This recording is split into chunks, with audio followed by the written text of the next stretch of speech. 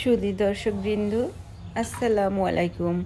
আশা করছি আপনারা সবাই যে যেখানে আছেন নিশ্চয়ই খুব ভালো আছেন এবং সুস্থ আছেন।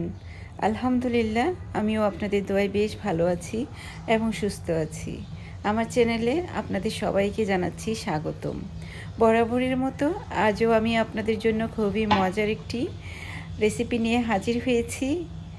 আর এই রেসিপিটি দেখলেই কিন্তু জিভে পানি এসে যায়। আর আজ আমি আপনাদেরকে তৈরি করে দেখাবো বেলপুরি। আর এই বেলপুরি আমরা সবাই খুব কম বেশি পছন্দ করি। সবার কাছে এটি ভীষণ ভালো লাগে, আর বিশেষ করে বাচ্চারা তো এটা ভীষণ পছন্দ করে। আর এই বেলপুরিটা যদি আপনারা রাস্তার মামাদের মতো বাসায় তৈরি করা যায় তাহলে কেমন হয়? নিশ্চয়ই খুব ভালো হয়, তাই না? তাহলে চলুন এই সুস্বাদু এই সুন্দর মজার রেসিপিটি আজ আমরা বাসায় তৈরি করতে হবে কিভাবে সেটাই আপনাদের সাথে শেয়ার করব। আপনারা আমার সাথেই থাকবেন, আর আপনারা সাথে থাকলে আসলে কাজ করতে খুবই ভালো লাগে। তাহলে চলুন আর কথা না বাড়িয়ে এবার আমরা মূল রেসিপিতে চলে যাচ্ছি। তার আগে আপনারা এক নজর দেখে নিন, দেখতে কি সুন্দর হয়েছে আর খেতে ভীষণ মজা।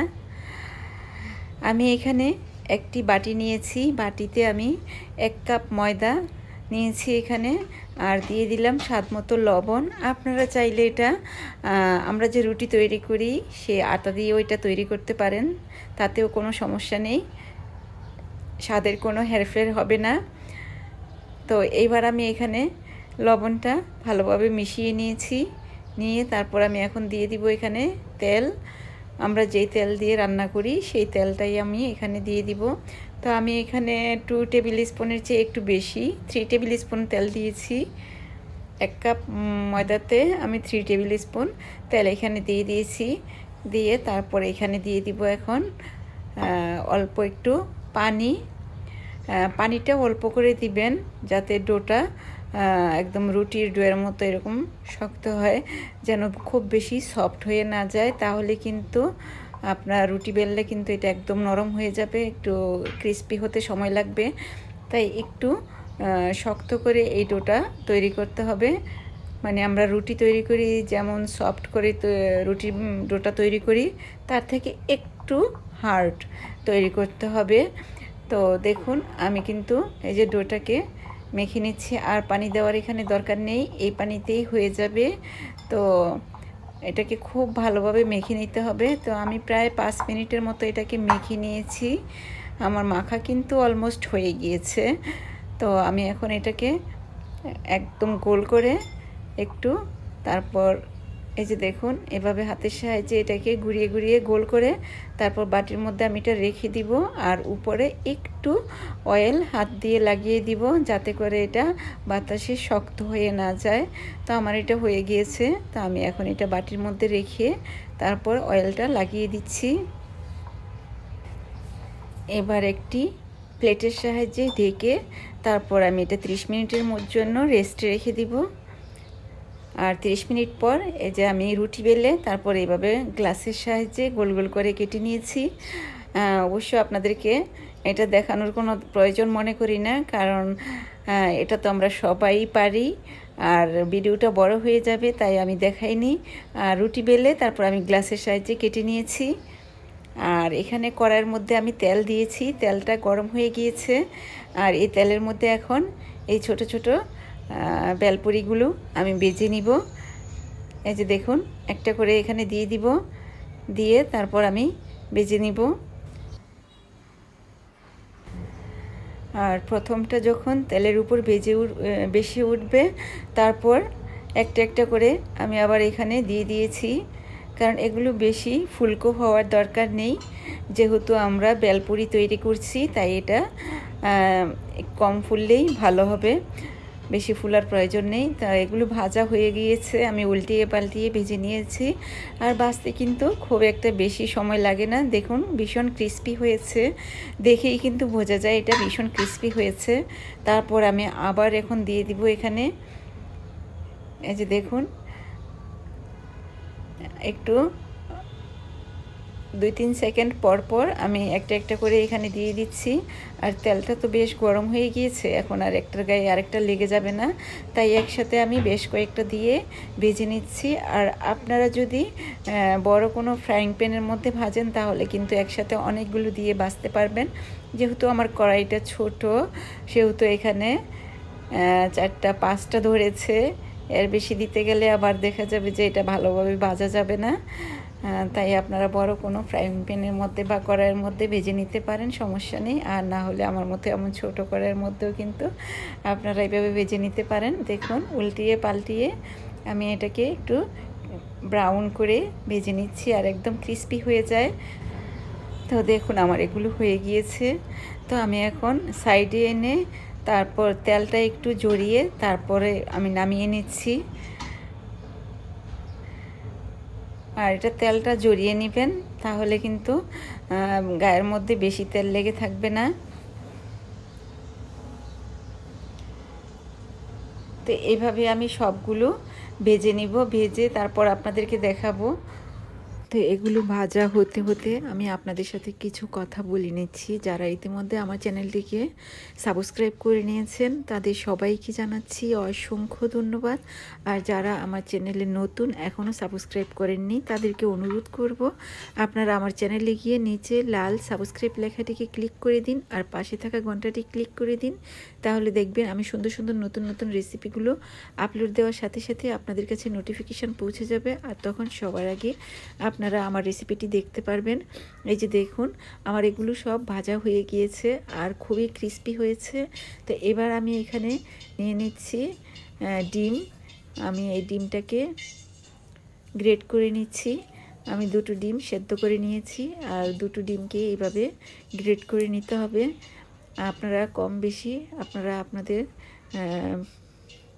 পছন্দ মতো নিয়ে নেবেন। তো এই যে দেখুন ডিমটা কিভাবে কি সুন্দরভাবে গ্রেট হয়ে যাচ্ছে।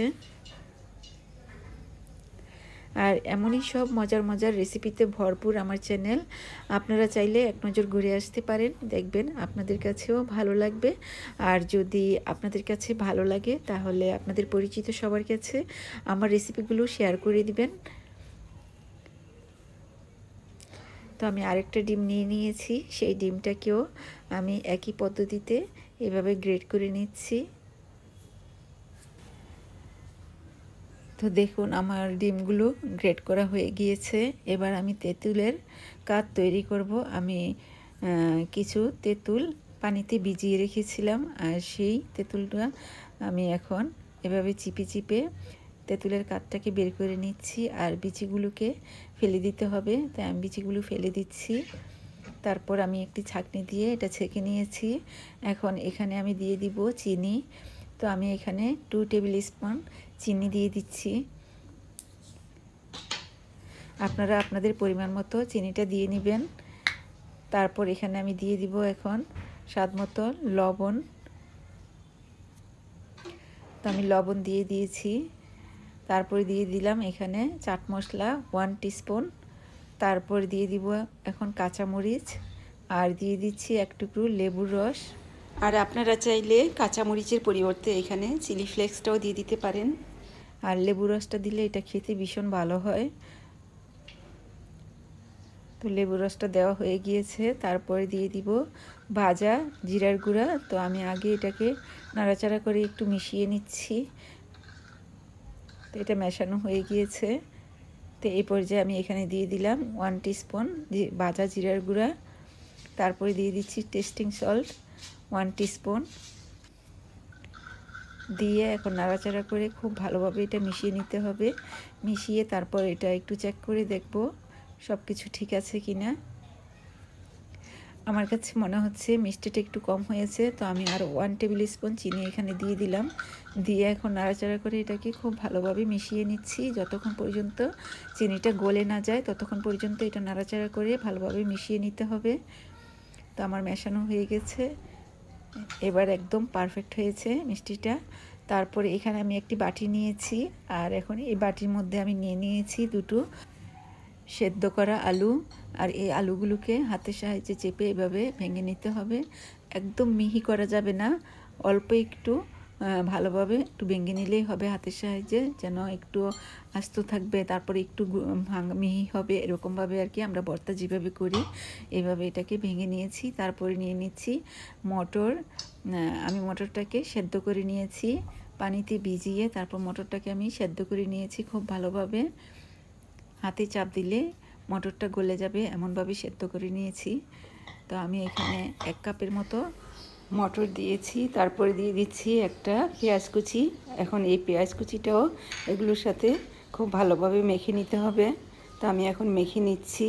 তারপর এখানে আমি একটি প্লেটে নিয়ে নিয়েছি ধনেপাতা কুচি, তারপর নিয়েছি কাঁচামরিচ কুচি 4টি, তারপর নিয়েছি শসা কুচি, তারপর নিয়েছি গাজর কুচি।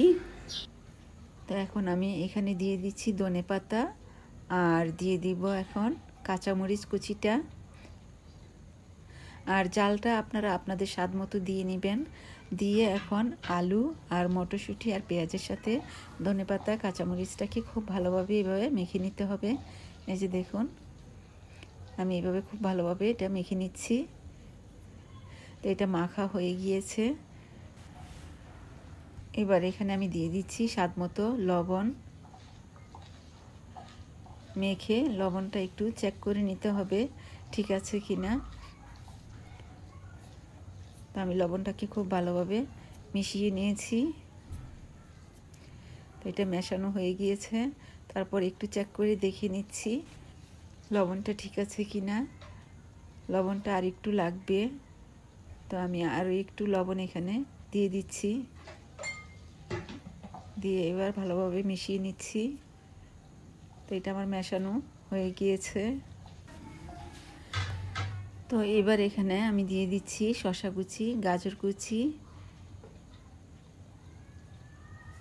তো এগুলোকে আমি খুব ভালোভাবে এখন মেখে নিব।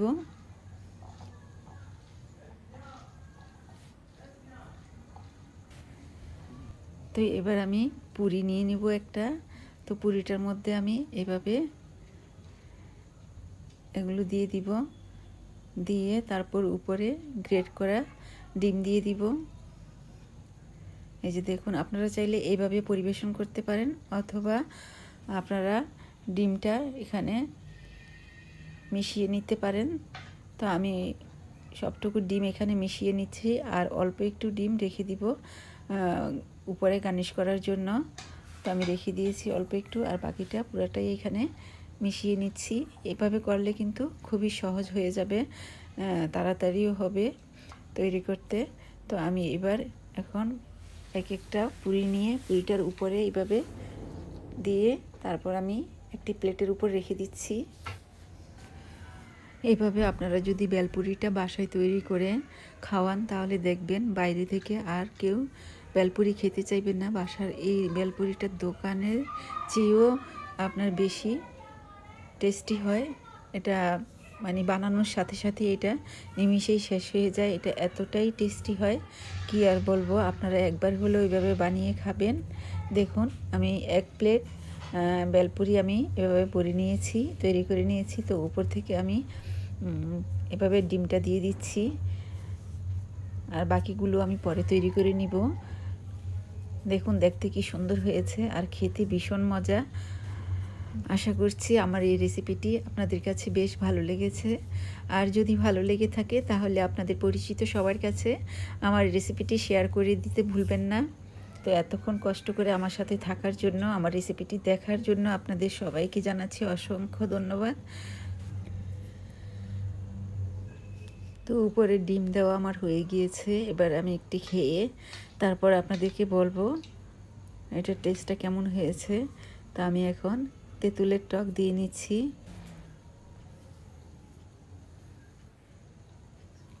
দেখুন দেখতে কি সুন্দর হয়েছে, এটা খেতেও ভীষণ মজা। আমি খেয়ে আপনাদেরকে জানাচ্ছি ওয়াও দারুণ টেস্টি হয়েছে।